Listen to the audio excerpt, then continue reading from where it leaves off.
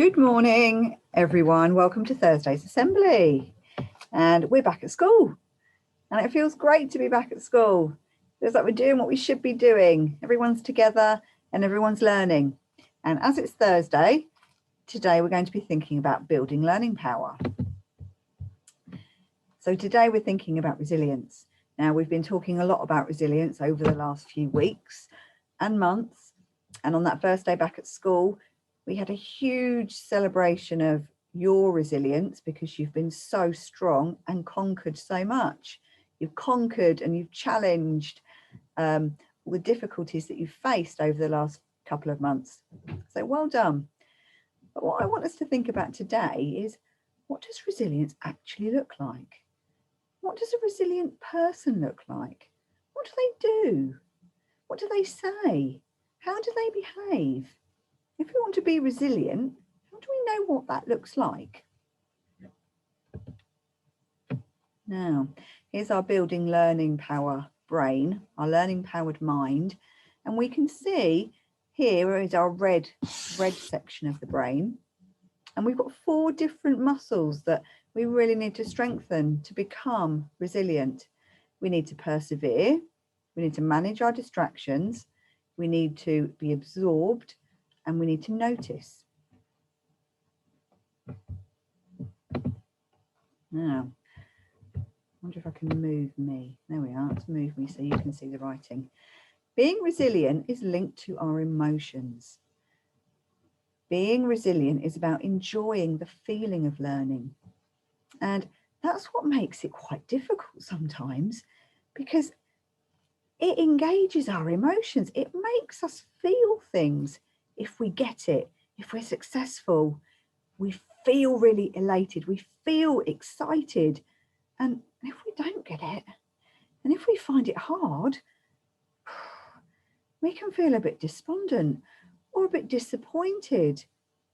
So that's why being resilient is quite a difficult thing to do sometimes, and a difficult thing to be.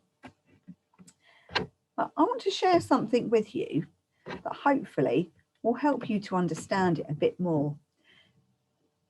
Now, let me see, where are we? Here we are. Here is a picture of my son. Now, my son's 14 and his name is Lloyd. And this picture was taken while we were not at school. And you can see him at the back of my garden, and he's building an igloo. And I watched him build this igloo because we'd been doing some home learning, and he hadn't been very resilient. He finds reading and he finds spelling really, really difficult because he's dyslexic. And that means that when he looks at the words on a page and when he thinks of the words in his head to spell, he can't see them clearly. They're a bit muddled up and he finds it really, really hard to remember them. So because of that, it does make writing and reading learning much more of a challenge. And it means that it's harder for him to be resilient because he doesn't like to get it wrong and he's still got some learning to do there. But I watched him outside. So his school day had finished and it was snowing, and off he went. And he said, "Mum, I'm going to go, I'm going to build an igloo." And I said, "Well done, you go and do that." And I watched him. And I want you to have a look at this picture. It says, how is he being resilient? Just pause for a moment and talk to the person near you. How is he being resilient while he's building that igloo?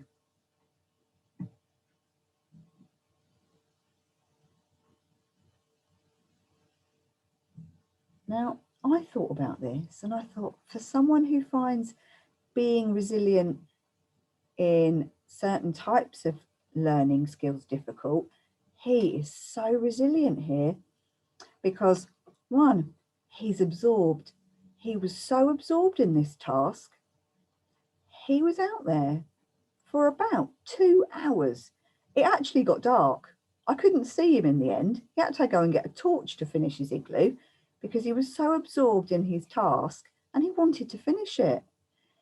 Nothing distracted him. All of his attention was focused on that task, which means he was being resilient. He also noticed such a lot. He noticed which was the best snow to use. He noticed which wasn't the best snow to use because it didn't stick or it was too hard. He noticed which container made the best ice bricks. And he also noticed how he had to fit the bricks together to make a really strong igloo. So I was feeling really proud and really positive. And I told him that. And I said to him, do you know what, Lloyd? I've seen such a resilient person there. And you need to now remember that you can do that at different times. When something else is difficult, you need to look back on this moment and think, I am resilient and I can do this. And I'm really, really successful at lots of things. And that will give you much more confidence to think it is possible. When I'm feeling like I'm in that pit, when I'm thinking, oh, it's hard, it's difficult, you need to find that time and that memory of a resilient moment. I did that. I'm really good at that. I'm really good at that skill because I've practiced it again and again. And I've become so much better at that. So today I'm going to leave you with that thought. And I want you to think of a time when you have been resilient, because we're not always resilient. We don't wake up every day and we are resilient. Some days we feel more resilient, and it depends on what we're doing. It depends on the skill. It depends who we're working with. It depends on so many things, doesn't it? But I want you to think of a time when, yes, I have been resilient. I'm good at noticing. I'm absorbed.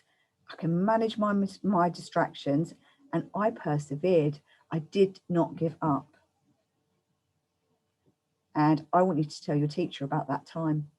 And I want your teacher to be able to email me so that I know about some of these moments that have happened at home, because so many things you've done at home and you've been really successful at and you've been resilient for, we haven't seen. So it's important to share them, and it's important that we know about those moments, because those moments will really help us to understand you and to understand how you learn and all those other things that you're really, really good at that we didn't get to see. So enjoy the rest of your day, and I will see you very soon. Bye.